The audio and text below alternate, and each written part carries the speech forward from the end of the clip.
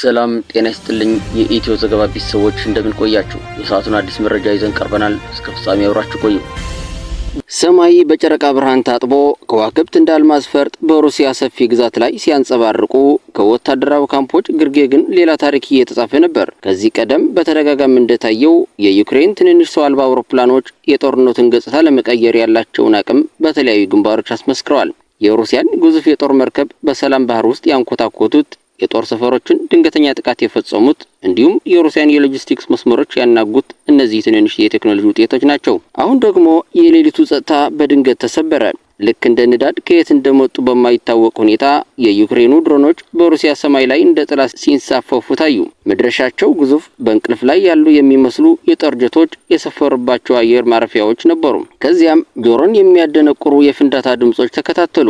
የእሳት ነበልባል የሌሊቱን ጨለማ እንደ ችቦ አበራው። ወፍራም ጥቁር ጭስ ወደ ሰማይ ሲጎነጎን የአየር ማረፊያዎቹ በድንጋጤና በሁከት ተዋጡ። የተኙት የጦር ጀቶች የሩሲያ የአየር ኃይል ኩራት የነበሩት አሁን በዩክሬን ድሮኖች የተዘራባቸው የእሳት ራት ሆነው ተገኙ። ይህ ጥቃት ተራ ጥቃት አልነበረም። ዩክሬን በይፋ እንዳስታወቀችው በአንድ ሌሊት ብቻ በአራት የተለያዩ የሩሲያ ወታደራዊ ካምፖች ላይ የተቀናጀና ከባድ የተባለ ጥቃት ፈጽማለች። የዚህም ውጤት እስከ 40 የሚደርሱ የጦር አውሮፕላኖች መውደማቸው ወይም ከባድ ጉዳት እንደደረሰባቸው ተገልጿል። የጦርነቱ ነፋስ አቅጣጫውን የቀየረ በሚመስል መልኩ የዩክሬን ድሮኖች የሩሲያን ወታደራዊ አቅም በራሷ ግዛት ውስጥ መፈተን መቻላቸውን በድጋሚ ያረጋገጡበት ምሽት ነበር። ይህ ክስተት የድሮን ቴክኖሎጂ በዘመናዊ ጦርነት ውስጥ ያለውን ከጊዜ ወደ ጊዜ እያደገ የመጣውን ወሳኝ ሚናና የትኛውንም ኃይል በቀላሉ ሊያደናግር እንደሚችል ቁልጭ አድርጎ ያሳያል። ንጋት ገና ድቅድቅ ጨለማን እየገፈፈ ባለበት ወይንም ምናልባት የሌሊቱ ጸጥታ እንደ ብረት በከበደበት ሰዓት የዘመናዊ ጦርነት አስፈሪ ገጽታ በሩሲያ እምብርት ውስጥ በድንገት ተከሰተ። የዩክሬን ድሮኖች እንደ ዝምተኛ አዳኝ ጥላ በሩሲያ ወታደራዊ ካምፖች ላይ ያነጣጠረ ከባድና የተቀናጀ ጥቃት መፈጸማቸው የዓለምን መገናኛ ብዙሃን ትኩረት እንደ ሰደድ እሳት ወረሰው። ይህ ክስተት በሁለቱ ሀገራት መካከል ለዓመታት የዘለቀውና በሺዎች የሚቆጠሩ ሕይወቶችን የቀጠፈው ግጭት ወደ አዲስና ይበልጥ አደገኛ ምዕራፍ እየተሸጋገረ መሆኑን የሚያመላክት አስደንጋጭ ነጋሪት ነበር። የዩክሬን ባለስልጣናት እንዳስታወቁት ይህ ጥቃት እንዲሁ የዘፈቀደ አልነበረም። ለአንድ ዓመት ከ6 ወራት ያህል በከፍተኛ ምስጢር የተሸመነ እያንዳንዱ እርምጃው በጥንቃቄ የተሰላ የረቀቀ እቅድ ውጤት ነበር። በአራት የተለያዩ የሩሲያ ወታደራዊ ካምፖች ውስጥ እንደ አሞራ ተሰድረው የነበሩትን ወደ 40 የሚጠጉ የጦር አውሮፕላኖች ኢላማ ያደረገው ይህ ተከታታይ ጥቃት የሩሲያን የአየር ኃይል አቅም በእጅጉ የሚፈታተን ነበር።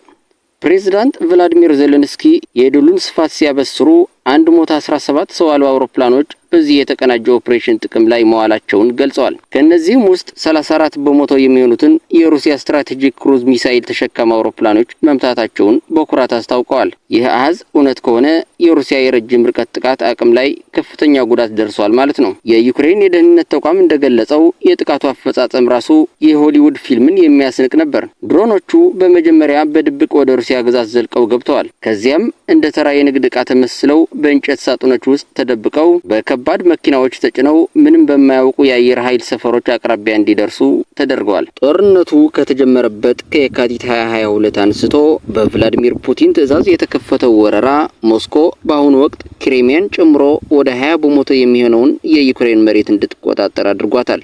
ይህ በእንዲህ እንዳለ የዩክሬን ባለስልጣናትም በሳምንቱ መጨረሻ በሀገራቸው ላይ ከባድ የሚሳኤል ጥቃትና 472 ሰው አልባ አውሮፕላኖች እንዲሁም 7 ባሊስቲክና ክሩዝ ሚሳኤሎችን የተሳተፉበት ሌላ ጥቃት እንደተፈጸመባቸው ከነዚህም ውስጥ 385 የአየር ላይ ኢላማዎችን አምክኛለሁ ብለዋል። በመሆኑም የዩክሬኑ ድሮን ጥቃት የጦርነቱን መልክዓ ምድር የቀየረ፣ የቴክኖሎጂ ፍልሚያው አዲስ ምዕራፍ መክፈቱን ያበሰረ እንዲሁም የሩሲያን የአየር ክልል ደህንነት ጥያቄ ውስጥ የከተተ ክስተት ሆኖ ተመዝግቧል። ጥቃቱ ያስከተለው ቁሳዊ ጉዳት በገለልተኛ ወገን ባይረጋገጥም ያስከተለው ስነ ልቦናዊ ጉዳትና ዩክሬን የትኛውንም የሩሲያ ግዛት መድረስ እንደምትችል ያስተላለፈው መልእክት ግን በቀላሉ የሚገመት አይደለም። ጦርነቱ በቴክኖሎጂና በወታደራዊ ስልቶች የተራቀቀ የሰው ልጅ ሰላምን ናፋቂ ልብ ግን በስጋትና በተስፋ መካከል እንደ ውቅያኖስ ማዕበል መናጡን ቀጥለዋል። የተወደዳችሁ የኢትዮ ዘገባ ቤተሰቦች ለዛሬ ያሰባሰብናቸው መረጃዎች እነዚህን ይመስል ነበር።